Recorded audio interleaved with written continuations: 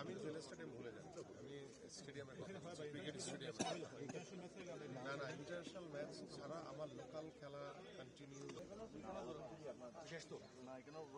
আমাদের যে একটি ট্যাগ লাইন রয়েছে যে ক্রীড়া হলে পেশা, পরিবার পাবে ভরসা, সেই পরিবারের ভরসা এবং আস্থা অর্জন করার জন্যই আমাদের এই উদ্যোগ এবং এই উদ্যোগকে স্বাগত জানিয়ে সারা বাংলাদেশের ক্রীড়াবিদরা এখন অত্যন্ত উৎসাহিত, উজ্জীবিত এবং আমরা আশা করি যে আমাদের আগামী যে নতুন করি যে স্পোর্টস আগামী 30 এপ্রিল ইনশাআল্লাহ আমাদের সম্ভাব্য মাননীয় প্রধানমন্ত্রী তিনি উদ্বোধন করবেন। পাশাপাশি আপনারা সকলে অবগত আছেন যে আগামী জাতীয় শিক্ষাবর্ষে আমরা 4র্থ শ্রেণী থেকে খেলাধুলাকে বাধ্যতামূলক করতে যাচ্ছি এই 7টি ইভেন্টকে দিয়ে।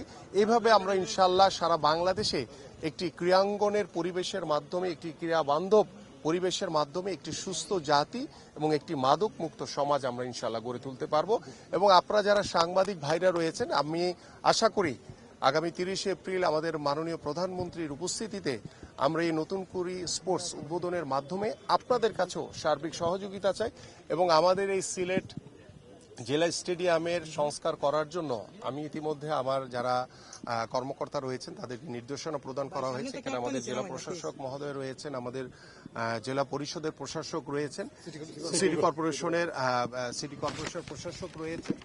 আমরা সবাইকেই আন্তরিকভাবে অনুরোধ করছি যে আমরা এই সিলেট জেলা, সিলেট বিভাগ থেকে শুরু করে সারা বাংলাদেশে বিভাগ এবং জেলায় আমরা একই দিনে ইনশাআল্লাহ আমাদের এই নতুন করে স্পোর্টসের মাধ্যমে জেলা থেকে আমরা বিভাগীয় পর্যায়ে এবং বিভাগীয় পর্যায় থেকে জাতীয় পর্যায়ে গিয়ে আমরা এইখান থেকে যারা প্রতিভা অন্বেষণ করব, যে সকল প্রতিভাবান খেলোয়াড়রা বের হয়ে আসবে তাদেরকে আমরা সরকারের পক্ষ থেকে ক্রীড়া বৃত্তি প্রদান করা হবে ইনশাআল্লাহ। খেলাধুলায়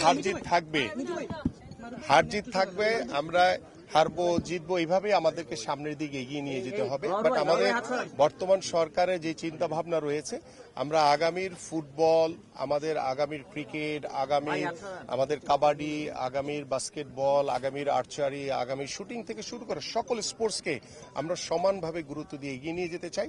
সো আমি মনে করি যে সিঙ্গাপুরের সাথে বাংলাদেশ হেরে গেছে, এটাতে হতাশ হওয়ার কোনো কারণ নেই। বাট আমরা সামনের দিকে এগিয়ে যেতে চাই, আমরা অতীতকে মনে রাখবো, অতীত থেকে শিক্ষা নিয়ে আমরা সামনের দিকে এগিয়ে যাবো।